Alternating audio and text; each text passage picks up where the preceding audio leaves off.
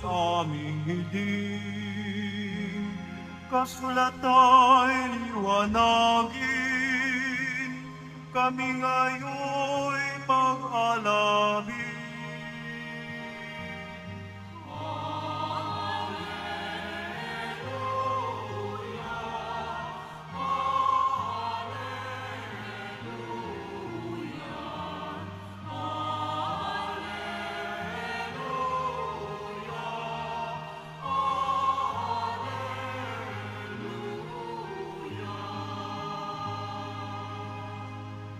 Sumainyo ang Panginoon at sumayo rin. ang mabuting balita ng Panginoon ayon kay San Lucas. Papuri sa iyo, Panginoon. Noong panahong iyon, samantalang pinag-uusapan ng mga alagad kung paanong nakilala si Jesus sa paghati-hati ng tinapay, si Jesus ay tumayo sa gitna nila. Sumainyo ang kapayapaan, sabi niya sa kanila. Ngunit nagulat sila at natakot sapagkat akala nila'y multo ang nasa harapan nila. Kaya't sinabi ni Jesus sa kanila, ano't kayo'y nagugulumihanan? Bakit nag-aaninlangan pa kayo? Tingnan ninyo ang aking kamay at paa. Ako nga ito. Hipuin ninyo ako at pagmasdan. Ang multo'y walang laman at buto, ngunit ako'y mayroon tulad ng nakikita ninyo. At pagkasabi nito, ipinakita niya sa kanila ang kaniyang mga kamay at mga paa. Nang hindi pa rin sila makapaniwala dahil sa malaking galak at pagkamangha, tinanong sila ni Jesus, may makakain ba riyan? Siya'y binigyan nila ng kaputol ng isdang inihaw. Kinuha niya ito at kinain sa harapan nila. Pagkatapos sinabi sa mga alagad, ito ang tinutukoy ko nang sabihin ko sa inyo noong kasama pa ninyo ako. Dapat matupad ang lahat ng nasusulat tungkol sa akin sa kautusan ni Moses, sa mga aklat na mga propeta, at sa aklat na mga awit. At binuksan niya ang kanilang mga pag-iisip upang maunawaan nila ang mga kasulatan. Sinabi niya sa kanila, ganito ang nasusulat, kailangang magbata ng hirap at mamatay ang Mesiyas, at muling mabuhay sa ikatlong araw. Sa kaniyang pangalan, ang pagsisisi at kapatawaran ng mga kasalanan ay dapat ipangaral sa lahat ng bansa. Magmula sa Jerusalem, kayo ang mga saksi sa mga bagay na ito. Mga kapatid, ang mabuting balita ng Panginoon. Pinupuri ka namin, Panginoong Hesukristo. Magsipo muna ang lahat. Magandang hapon po sa lahat. Atin pong purihin at walhatiin ang ating Poong Jesus Nazareno.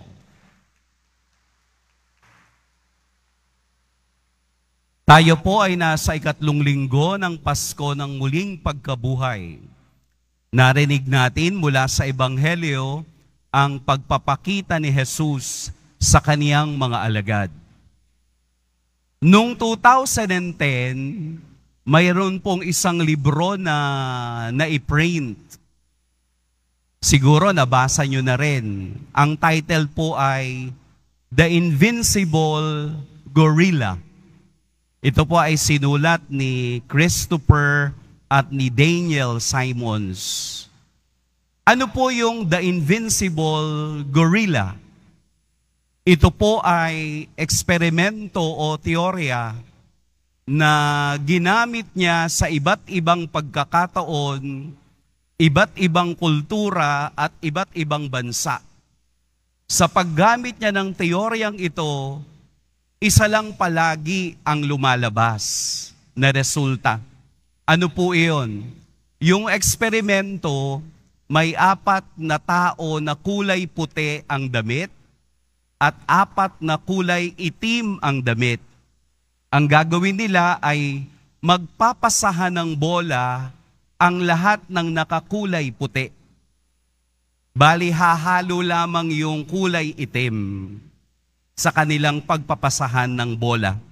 Ano po ang nangyari? Habang sila ay nagpapasahan ng bola, may isang gorilya na sasama doon sa grupo ng 4 na nakaitim.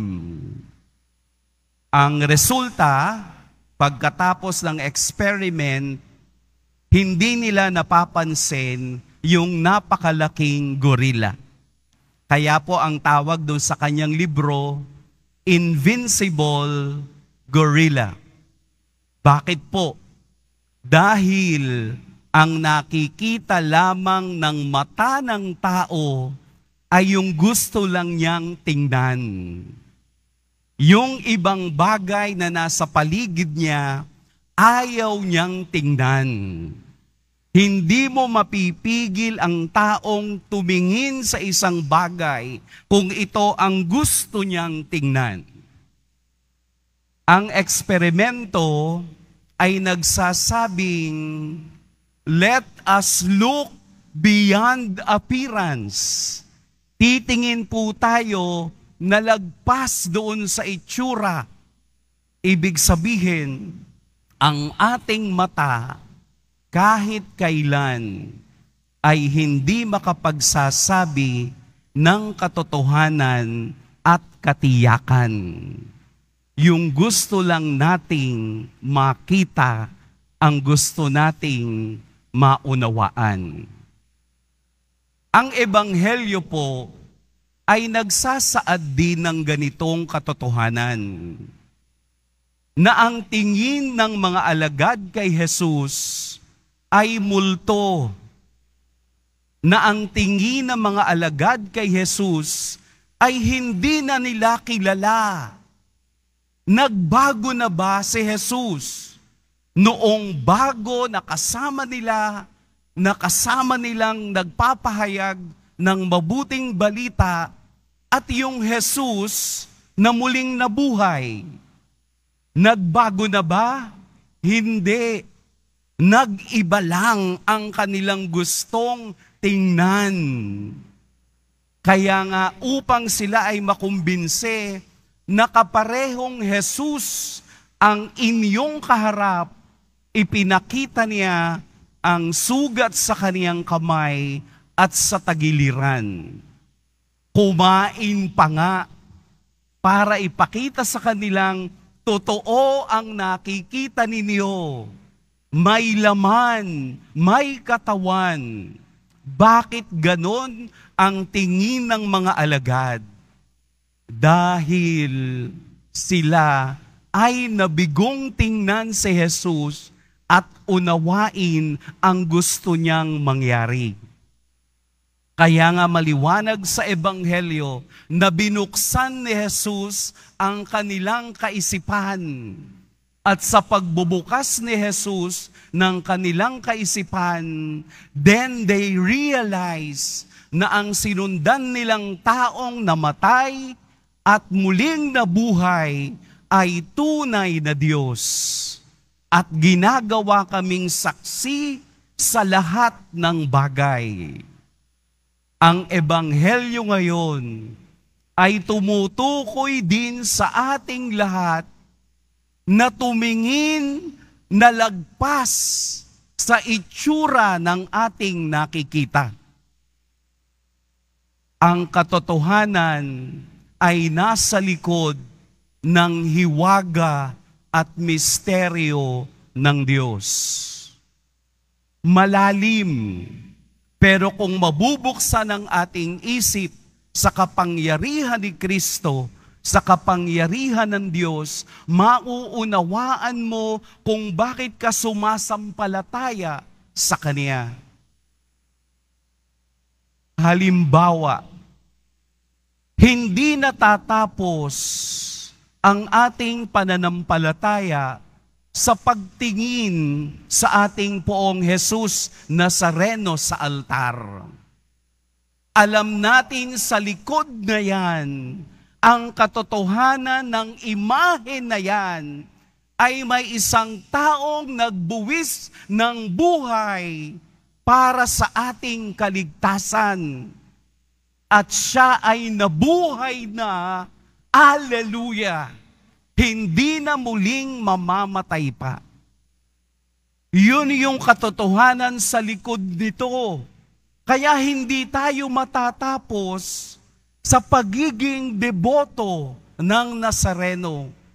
Kung hindi ang pagiging deboto na yan ang magdadala sa atin na ang Diyos na kasama natin na nagsakripisyo sa krus ay muling nabuhay at doon ako sasama at susunod sa Kanya. Ito yung pagbubukas ng kaisipan ng mga alagad. We will look beyond appearance. Ang tinapay na ating tinatanggap, look beyond the appearance of the bread. It is Jesus. Hindi ito simbolo. Ito ay tunay. Ito ay totoo. Sapagat ang salita ni Jesus ay totoo at tumitibo sa lahat ng bagay. Let us look beyond appearance. Huwag nating tingnan na si Jesus ay ang nabuhay lang at ipinakita ang kaniyang mga sugat. Sa kabila ng sugat na ito, sa mga sugat na ito, ay mayroong Diyos na nakikibahagi sa hirap pagdurusa ng tao upang tayo naman ay tumingin din labas sa itsura upang maunawaan natin ang pagka-Diyos ni Kristo. Ito ang hamon sa ating lahat. Let us look beyond appearance.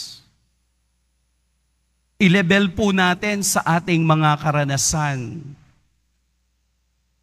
Kapag ba maputi, malinis, kapag ba may katabi kayong madumi, ang damit, magnanakaw, o pulubi, kapag ba mataba katulad ko, hindi pwedeng maging model? Let us look beyond appearance. Dahil yung appearance na hinahanap natin sa tao, level ng ating pag-iisip, ay nawawala at nasisira. Kapag ba may daladalang bag na maganda, donya? Kapag ba palaging kumakain sa mamahaling restaurant, mayayaman? Let us look beyond appearance. Huwag tayong huhusga dahil lamang sa hitsura. Lumagpas tayo doon sa hitsura na minsan nga yun pang mga taong minamaliit natin at hindi natin pinaniniwalaan ang mas nagiging tagumpay sa kanilang buhay. Yung minamaliit natin at palagi nating ginajudge ayon sa hitsura, ay siya pang may tunay na pananampalataya sa Diyos. Kapag ba madasalin at lumalakad ng paluhod sa altar, banal na? Diba? Mahirap?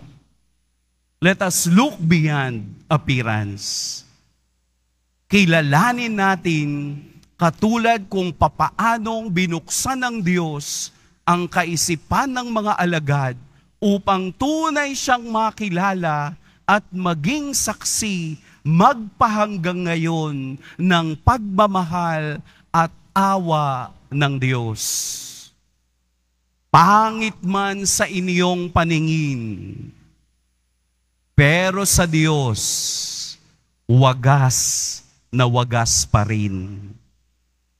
Ayaw man ninyong tanggapin, pero sa Diyos, yayakapin ka ng buo at walang pagdududa.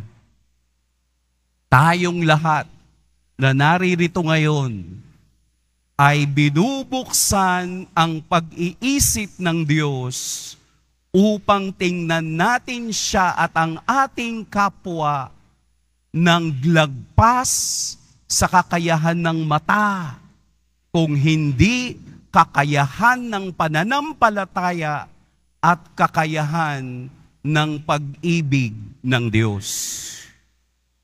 Sana po ang ebanghelyo ngayon, bago tayo matulog mamayang gabi, ay muli nating balikan at pagnilayan ano nga bang bagay ang ibinubukas ng Diyos sa aking isip. At kung ito'y mabuksan na, mauunawaan natin ang tunay na daan patungo sa kaharian ng Diyos. Amen. Pagpalain tayo ng poong may kapal.